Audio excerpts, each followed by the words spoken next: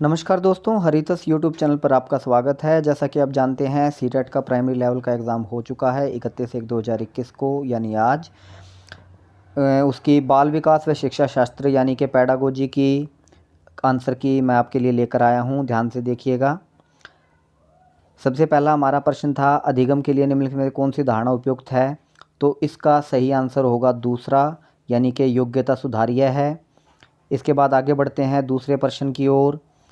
कौन सी परिपाटी विद्यार्थियों में संकल्पनात्मक समझ में बढ़ोतरी करने में सहायक है। इसका हमारा आंसर होगा पहला, अन्वेषण और संवाद। तीसरा हमारा प्रश्न है, बच्चों को सीखने में कठिनाई होती है वाला प्रश्न।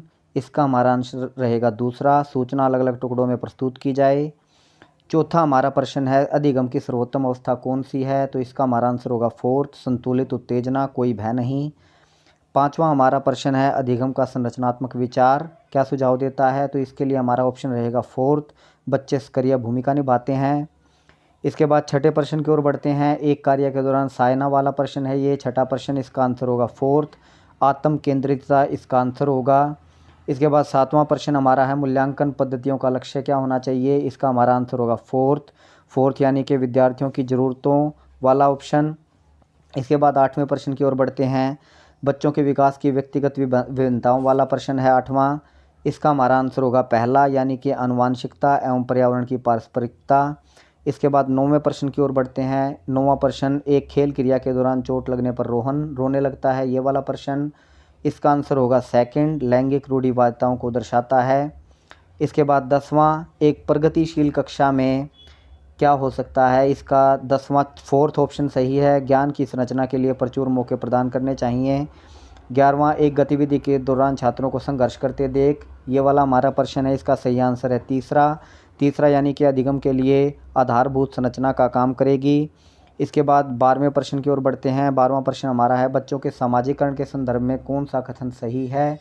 इसका सही आंसर है दूसरा, विद्यालय सामाजिकरण का एक द्वितीय कारक है ये वाला ऑप्शन हमारा सही है।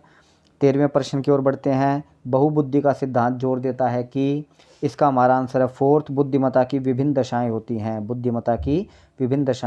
14वें प्रश्न की ओर बढ़ते हैं।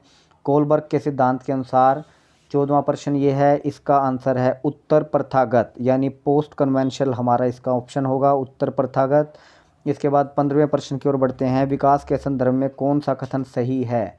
इसका पहला उत्तर सही है, विकास बहुआयामी होता है, डेवलपमेंट इज मल्टी डायमेंशनल। 16वें प्रश्न की ओर बढ़ते हैं।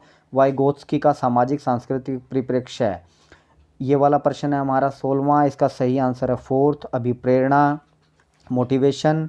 17वां प्रश्न जीन पियाजे का है।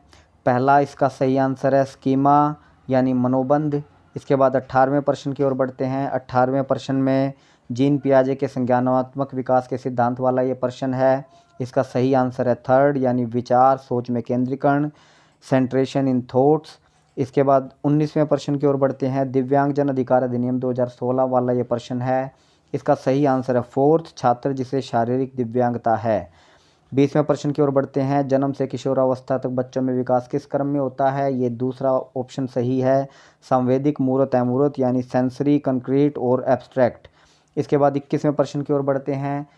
एक प्रगतिशील कक्षा में व्यक्तिगत विभिन्नताओं को किस प्रकार देखा जाना चाहिए। फोर्थ ऑप्शन सही है, योग्यता आधारित समूह बनाने का मापदंड। 22वां प्रश्न हमारा है, एक समावेशी कक्षा में खालिस्तान पर जोर होना चाहिए। इसका पहला ऑप्शन सही है, हर बच्चे के सामर्थ्य को अधिकतम करने के लिए अवसर प्रदान करना।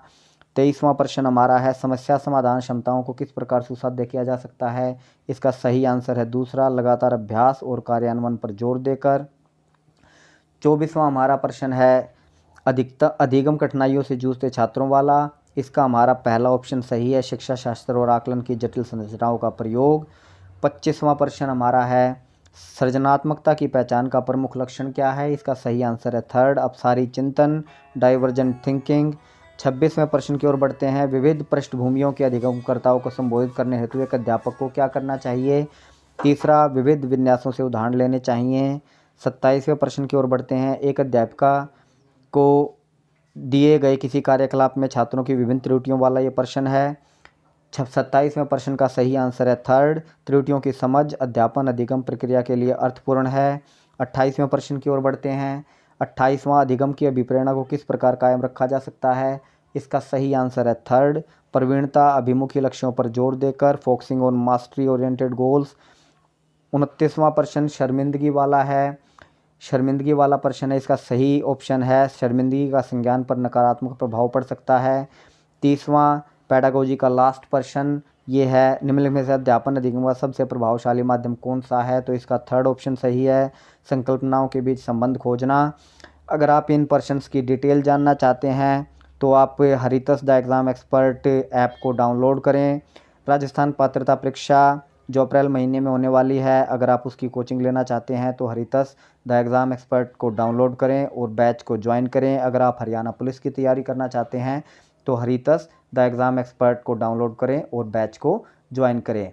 और इसी प्रकार की और आंसर की के लिए ईवीएस मैथ और इंग्लिश के आंसर्स की के लिए आप हरितस यूट्यूब चैनल को सब्सक्राइब करना न भूलें।